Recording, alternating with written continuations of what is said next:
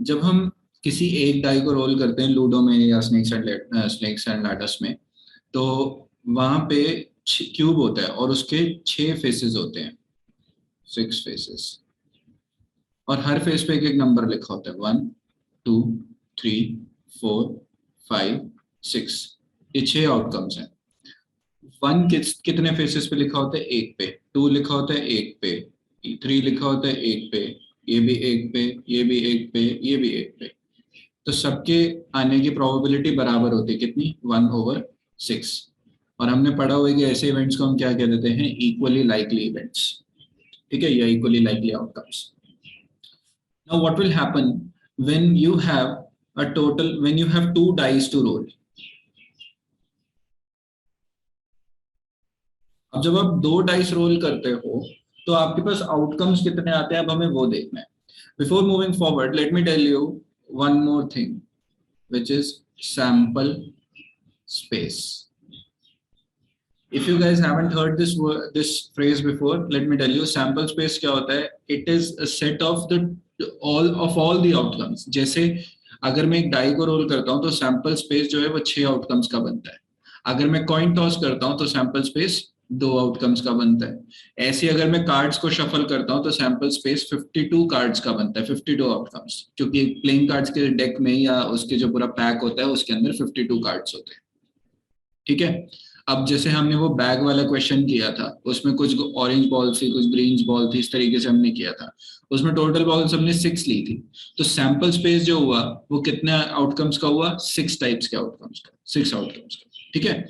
तो sample space क्या होता है? It is a set of all the outcomes. अब जब आप 2 टाइप्स को रोल करोगे तो सैंपल स्पेस में कितने आउटकम्स आएंगे, मतलब सैंपल स्पेस कितना बड़ा बनेगा, अब हम वो चेक कर लेते हैं। बेटा जब आप 2 डाइस को रोल करते हो तो हमारे लिए ये भी मैटर करता है कि जो नंबर आया है वो कौन से वाले डाई पे आया है। जैसे एक डाई पे 1 आ गया और एक डाई पे 2 आ गया, और अगर फ्लिप हो जाए, मतलब डाई ए कर देते हैं, इसको डाई बी कर देते हैं, ऐसे अगर डाई ए पे 2 आ गया और डाई बी पे 1 आ गया, तो हम इनको सेम आउटकम्स की तरह ट्रीट नहीं करते, हम इनको 2 डिफरेंट आउटकम्स की तरह ट्रीट करते हैं।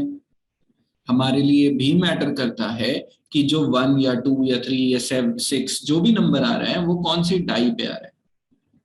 तो क्या क्या हमें 2 चीजें देखनी है, एक कि कौन सा नंबर आ रहा है, दूसरा कि किस डाई पे आ रहा है। सो डाई ऑल्सो मैटर्स। ठीक है।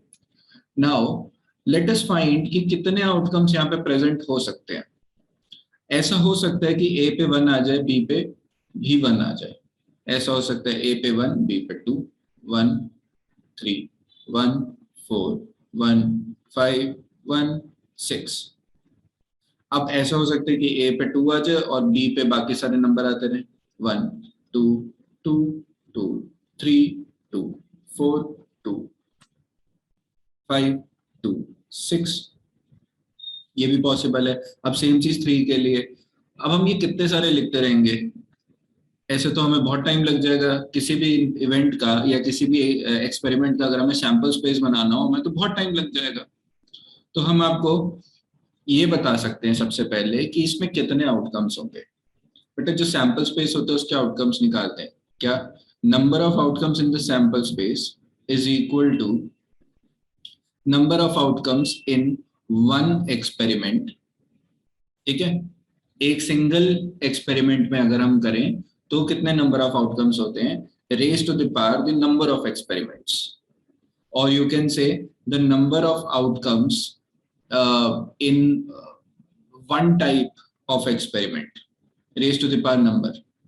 जैसे कि अगर आप number of experiment, number of systems अगर आप 2 ले रहे हो, जैसे डाई की बात कर रहे हो, अगर मैं number of outcomes in one die rolling की बात करूं तो कितने होते हैं उसमें? 6।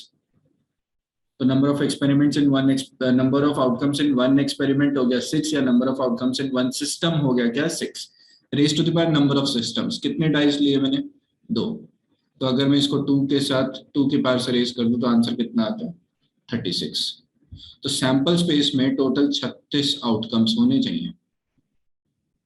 ऐसी कॉइन टॉस लो, अगर मैंने 3 कॉइन्स को वो किया, टॉस किया, तो कितने टोटल आउटकम्स आएंगे, यानी सैंपल स्पेस कितना बड़ा होगा? तो total number of outcomes in the sample space is equal to number of outcomes in one system raise to the power the number of experiments और सिस्टम। तो number of outcomes in one experiment कितना होता है 2, और कितने coins toss किए मैंने 3, तो उसमें टोटल 8 आउटकम्स आते हैं। ठीक है, तो ये फॉर्मूला हम लेके चलेंगे। अब हमें ये फॉर्मूला बताएगा कि हमने जो नंबर ऑफ आउटकम्स लिखे हैं वो पूरे लिखे हैं या उसमें कुछ कमी रह गई है। तो हमारे पास डाई के केस में, एक डाई के केस में 6 आउटकम्स आने चाहिए, तो 2 डाइस के केस में कितने आने चाहिए 36। ऐसी 3 डाइस अगर होता तो हम क्या कर देते, total number of outcomes in the sample space is equal to number of outcomes in a singular experiment, माने 6 raise to the power number of times the experiment happens, या नंबर ऑफ एक्सपेरिमेंट्स मतलब 3। अब आप एक ही coin को 3 बार toss कर लो या 3 coins को एक बार टॉस कर लो, आप एक ही डाई को 3 बार रोल कर लो या 3 डाइस को एक बार रोल कर लो, बात एक ही है। तो इसका आंसर कितना आएगा, इसमें टोटल आउटकम्स मिलेंगे 6 6 36 इंटू 6 हुआ कितना 216।